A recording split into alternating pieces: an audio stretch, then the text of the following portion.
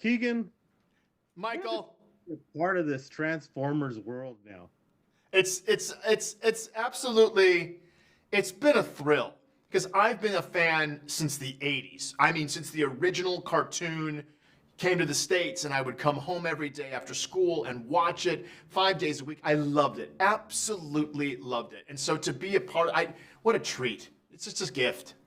Yeah, that's what I knew you were a fan because we're close in age. Yes, we're both going the same thing. I'm not. It's like I'm trying not to tell everybody my age, but what I'm going to do now? I'm telling you. Well, I mean, it is what it is. We look good for our age. We look good. We look good. So, what did you want to add to Bumblebee that we haven't seen, especially vocally, since he's been around for so long? The biggest thing was, I thought the biggest thing was I wanted to play up the irony that he was extremely talkative. I mean, it's in the script, but I wanted to play it up as best I could.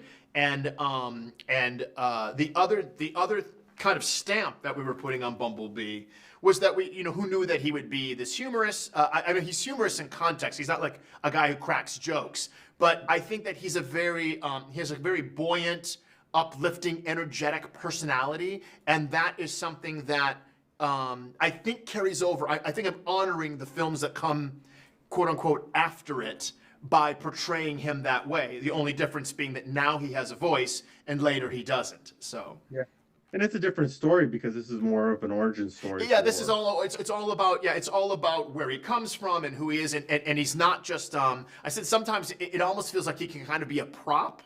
Like in the Michael Bay movies, whereas here it's more of a fleshed out character. Yeah.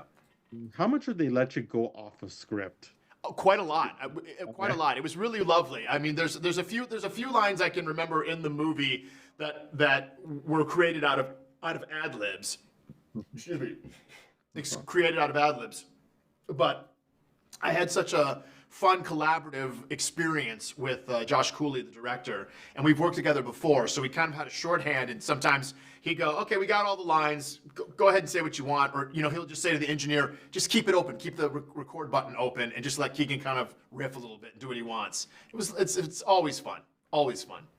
And to be around a great cast. I mean, you don't get to see him while you're recording, but afterwards you get to connect and really promote the film. Yeah. What has it been like to be able to promote the film with such a great cast? It's really lovely. I mean, I'm looking forward to this press has been great. It's kind of just me and the folks in the room here, but I'm really looking forward to next week in New York. I get to go to the premiere and do some Q&As and be with everybody.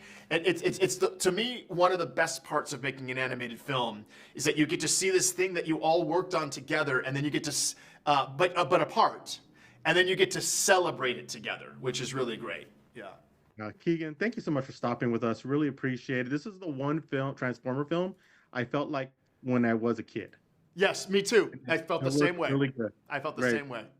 Thank you so much. Thank you, man. Good to see you. Take care. Good to see you.